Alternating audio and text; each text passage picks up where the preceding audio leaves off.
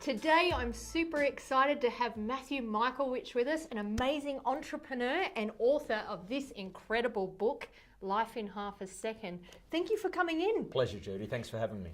Now, tell us how you started out in business and your journey this far.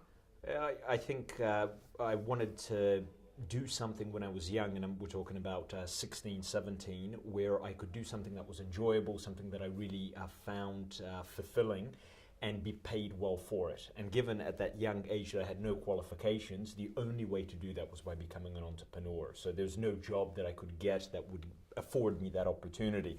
So I ended up starting a personal training business when I was 18, which combined... And this is in the US, isn't it? In the US, yes. which combined a passion that I had, allowed me to do something that I loved. I made a lot more money than I would have otherwise at a job, and that was my entry into entrepreneurship. Great. Very fond memories. So this is... You were into bodybuilding, right? Yes, I was. Yeah, right. So Yeah. this is how it started Sit out. up straight. And into fitness. And you made the big leap to go from the US, and you eventually ended up in Australia. Yes. Yep. Adelaide. Yes. Adelaide to start a tech company, right? Yes. So after that personal training business, I finished college. I had a money management business. After that, I went into technology, raised a lot of venture capital, ran a big tech business, and when that was sold, ended up moving to Australia, and I ended up starting my fourth company here. And the reason many people ask me why Adelaide, accidental tourist. I visited with my wife Australia for a month, went from Brisbane all the way to Adelaide by car over a 1 month period, and just fell in love with Adelaide. Didn't know anyone in Australia or Adelaide, but we loved the feeling that we had. And when we went back, we said, boy, remember how we felt then, remember how we experienced this. And the more we talked about it, the more we wanted to relive that feeling, and we ended up moving. I love this story because Matthew's come in with this great experience, great entrepreneur, and chose Adelaide to start a great tech company that became one of the fastest growing in Australia at the time. And when you sold, you made a lot of money. And he did it in Adelaide, where a lot of people said at that point that, why Adelaide? This is a conservative market. You're going to struggle. You're coming from America. Tell us about how you overcome that. So I think everything is around mindset. When I came here and I told people I was going to start a tech business and these are the things that we were going to do, they laughed and said, "You'll never succeed, and you'll never succeed because it's a conservative market. You've got a funny accent. You don't know anyone here. You don't have any relationships. Everything's old boys network and so on." So if you have a mindset that all of those things are true, you would just give up immediately. You'd never try. And I find that a lot of people give up immediately because that's what they believe. Where I didn't have any of preconceived notions along those lines. I felt that I could succeed, not being arrogant, but I really thought that I could succeed wherever I went. Some places might be more difficult or easier, but I felt that I could succeed. So I gave it my all. It took 7 years from startup to sale of the company, but we succeeded. That's brilliant. Mindset.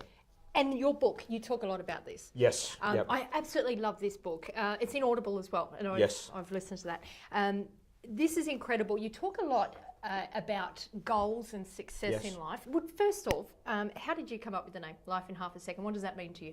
Yeah, life is quick. I mean, you talk to anyone, they have the impression that it gets faster each year. The years flow into one another. So we really have a short period of time to make the most of it. And the actual name Life in Half a Second comes from the concept of planet Earth's 4 billion years old. And the amount of time we spend on the planet, 80 years, if you took that proportionally, if the planet was 1 year old, your existence would be half a second. So it's just to signify things are happening quickly, make the most of it. And the book starts with a goal setting, because I believe that in any discipline, whether it's sports, whether it's being a movie producer or a business person, the more focused you are on a set of objectives or on a specific goal that you're trying to achieve, the better your chances are for success, for achieving it. So the book really opens with this thought on speed, make the most of it, do it now, and focus on something specific that you want to achieve. Okay, so why is it then that we can't have New Year's resolutions and we just smash it and get our goals? Why do we have to follow this, why does this work so well? Sure, so I'm keeping in mind that the book is nothing more than a collection of thousands of studies that have been done on various things, human psychology, sports performance, placebo studies in medicine and so on. And it tries to distill into 5 factors that really influence success. And in your example, New Year resolution, I think the statistics are anywhere, depending on the country, anywhere between 60 to 80% of New Year resolutions are abandoned each year. The reason that they're abandoned is people set New Year resolutions that in their heart they're not really committed to addressing. Stop smoking, leave an abusive relationship, change careers, change jobs, follow a dream, start a business. They all sound great. And they become your New Year resolution, and they forget about it a week later because it's not really in their heart what they're going to do. And it's one of the factors that I talk about in the book. It's very easy to have a goal, and it's very different thing to have a goal that in your heart you are absolutely committed to achieving. 2 different things. That's very, very interesting, because I read something recently about pursuing something that you're passionate about and how far you go into that. Yep. And especially in business. And Elon Musk, when he got his proceeds from PayPal, yes, he made $180 million.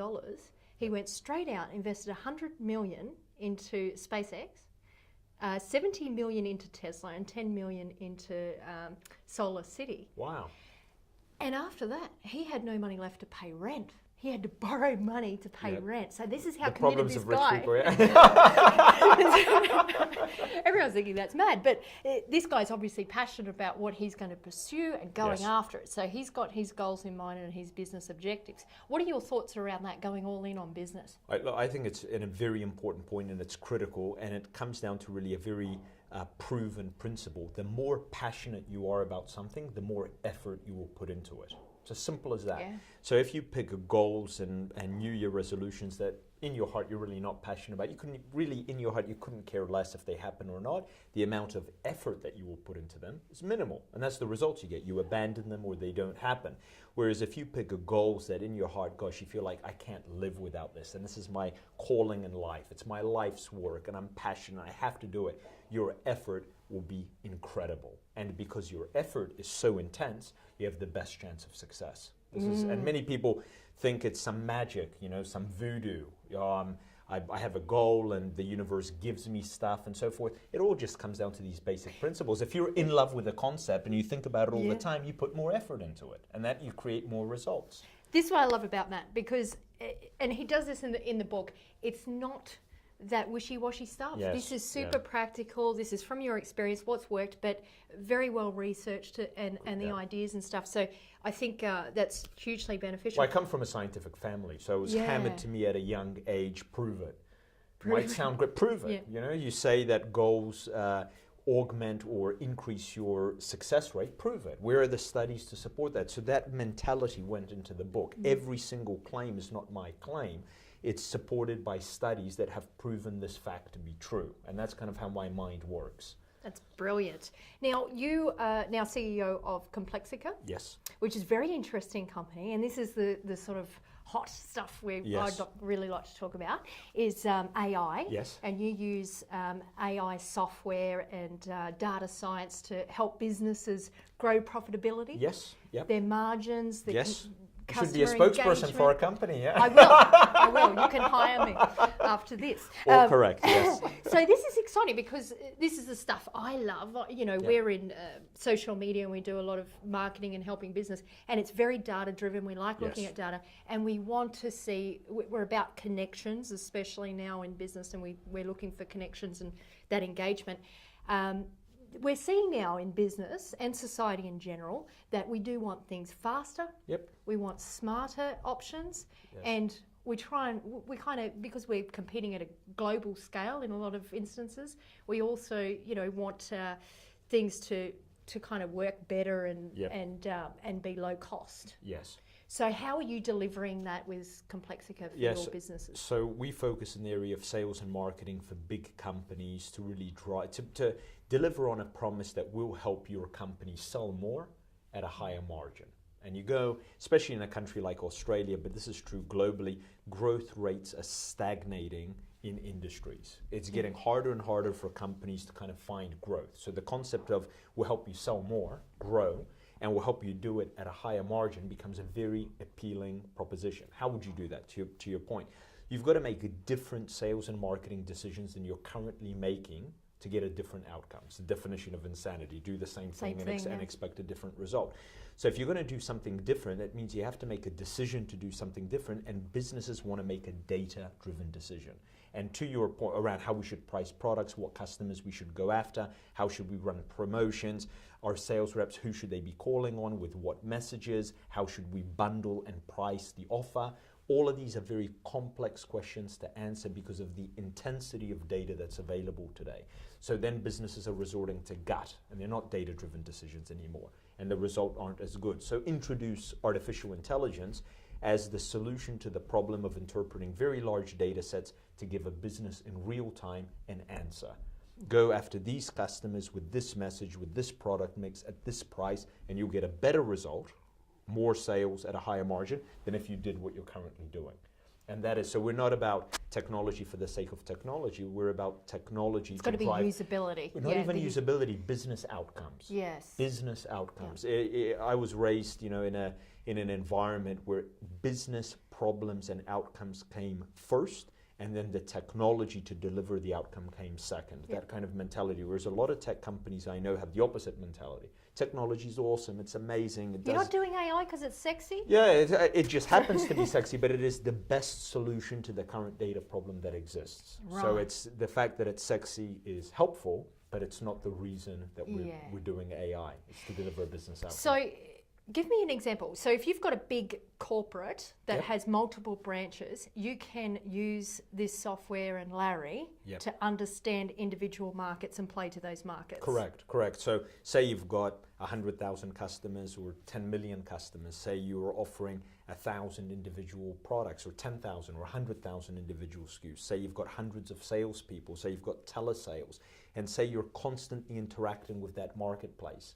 What product should be offered when, to what customer, at what time, in what combination, at what price to maximize your profitability and your revenue? Super complex question to answer. And a salesperson, imagine being that kind of salesperson, carrying a product catalog of 100,000 products your business sells. How would you know? In engaging with a customer, what specific set of products I should offer you, how they should be priced, what kind of fit it would be to your business. And then imagine if you had this AI software robot, Larry, that did all of that work for you and just said, look, go and see Jody, Matt, and when you go and see her, tell her about these products that we offer and price it in this way because that's going to be the best chance you've got of making a deal. All the work's done. Like magical. It is. But it is legitimate someone in our company, data. Someone in our company coined the phrase auto-magically. Auto-magically. I like it. That's so cool. Now, it's interesting. I think there's a lot of people out there, and AI's come up like so quick, right? Yes. And technology's moving so fast. Not true quick. I've been in AI since I was a kid because my father's been an AI scientist since I was 6 years old. Oh. And so the first company I had in the US also was AI, and no one knew what you were talking about, right? So AI has been around for a long, long time, since the 70s, 80s, and so forth. All of a sudden, it's erupted in mainstream. Yeah. And so for people that have never been exposed to it, it's quick. For people like me that have been in it for 20 years, it's been like, the 20-year overnight success of AI. So we've got a different I might be in the other category then. Okay. So people like me and other people out there that see the eruption of AI. That see the eruption. It was like yesterday. It felt like this was sci-fi movie kind of stuff. Yes. This was not on the radar. This is 2050. How much is this impacting, and what's it going to do for our immediate future and now in business? Yeah. Well, AI has been around us for a long, long time. It's just people didn't understand what AI is other than the Terminator or a Steven Spielberg movie and so on. But I'm going back decades. Robotics used AI on production lines in terms of, for a robotic arm to pick up a book and give it to you, there's a significant amount of algorithmic development that would have to happen to control that. Vision systems for security purposes or food quality, natural language processing, Siri on an iPhone and so on. Even the swipes of credit cards. How long have you been paying by a credit card? Decades? Yeah, That's all been AI. That's all been neural networks, which is now deep learning, etc., building So you think we're just not aware that... awareness is now coming, right? And so what's happening recently is computing power has fallen off a cliff. It's very cheap. Computers have been virtualized through the cloud. There's been more dollars in science put towards algorithmic development, and all of that has converged into high-profile topics like driverless cars, for example, and others that are building this awareness. But AI has been around us, and it will continue to enter our lives through what I would call backdoor ways. You wouldn't even know that you're on your phone is some AI, or in your car there's AI to control sensors and cruise control and so on. And what's going to happen over the next decade is it becomes more comprehensive, and it provides more control and more assistance. It'd be interesting because we'll have a lot more efficiency then too with everything we do in business and life. Well, hopefully there'll come a point where we can just sit at home and watch TV. And we'll send our robots out to that's do right. our Our work. avatar goes and does the work for us. Now, you might remember, I think it was a few months ago, I sent you an article from Dr. Goldman from America. I do, yes. I love that piece of information, talking yes. about, I'm very interested in where things are heading in society and business and, jobs. Yes. And how we're adapting and what the world's going to look like in a few years' time, because it's moving quickly. Yes. What are your thoughts on that? Like, where do you think? Yeah, my honest answer is I have no idea. But everyone has a different type of prediction. If you go back, 150 years ago, the Industrial Revolution created the same kind of descriptions. All the jobs will be automated away. We'll have the steam engine, we'll have this and so forth. What are people going to be doing, etc. So you have a similar argument being made today, and the question is it different now? Is it different now because it's not just manual labor that's being automated like a steam engine, but now it's thinking labor, right? So, and I don't know what the answer to that is, and I think, if you look at Stephen Hawkins or you look at other people, they're making claims about AI actually could have a potentially dangerous future if it becomes a thinking machine, like the Terminator, Skynet and so forth. No one really knows how these things will play out in the future. But the one thing that I do know is the capitalistic society that we live in encourages entrepreneurs to innovate technologies that will make businesses more productive. And as long as that commercial incentive exists for entrepreneurs, there will be people racing around the globe to eliminate jobs, eliminate labor, and so on. And that, I think, is the scary part. Whether they use AI to do it or something else is secondary. Why are we moving to driverless cars? Look at how many jobs can be eliminated, right? Millions around the world. But new industries pop up and we end up catering, right? Right, and so what the argument and the question that cannot be answered today is in the next 20 years, if these technologies play out the way we think they will play out, will the amount of job loss be offset by an equal or greater amount of job creation, where these people can actually reskill themselves for these jobs? No one knows. Yeah. Everyone has a prediction. No one knows. I think that's interesting because, I think what about the kids growing up there in high school now? How do you prepare them for the workforce? Because even when I was at school, it was funny. I saw computers and art that was interesting, and I thought, you know what? Even back then, there was no social media networks or anything like that. Yep. So I looked at that and went, I think these are going to be big, and I'll be using this a fair bit. Even computers, and I'm not that old, right? And and now I'm using this and doing things that didn't even exist in that time. So how do we prepare younger people, their thinking, and getting them into the capabilities where they will be gifted and be able to progress in business? Great question. Again, I don't know. I've got some theories, but one point is that kids today are studying for jobs that probably won't exist in the future, right? That is an amazing statistic. There's another statistic where 50% of the S&P 500 will be different in 10 years from now, or 15. So the rate of change is enormous. How can you prepare kids for that? I don't think it's by skilling them for a specific job that will exist in the future.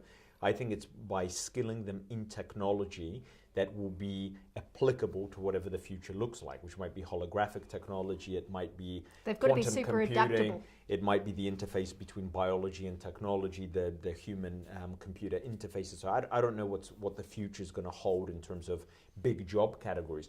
But if you can begin skilling kids around how computers work, how robotics work, how to program something that can start making reasoning and basic decisions and so forth, that kind of education for a child has the best chance of putting them into a good position in the future, depending on where the jobs go, versus something very rigid, go and study how to do this, And that's if they study that for 5 years and in the future this is automated and not done anymore. Where are they left? What are you left? So I think there has to be some generalistic education in technology at a deeper level, rather than some very narrow specific education around a specific profession, because who knows what the future has in store for that profession. Yeah. Matt, I could talk to you all day Likewise. about this. Now, I have a few quick questions for you. I thought those were quick questions. They were, but you just took so long.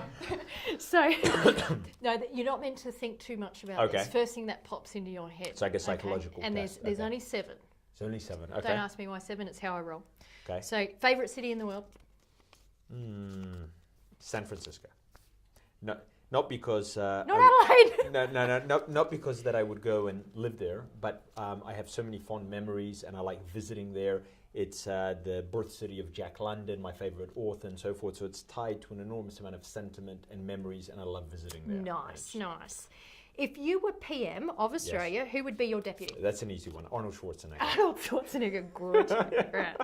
Favourite social media network? That's a tough one because I'm not a big social media fan, only because I love living in the real world. I don't like to live in front of a computer. If you had to pick one. If I had to... I don't know. LinkedIn, is that a social media? Does that count? Yes. Okay, great. It counts.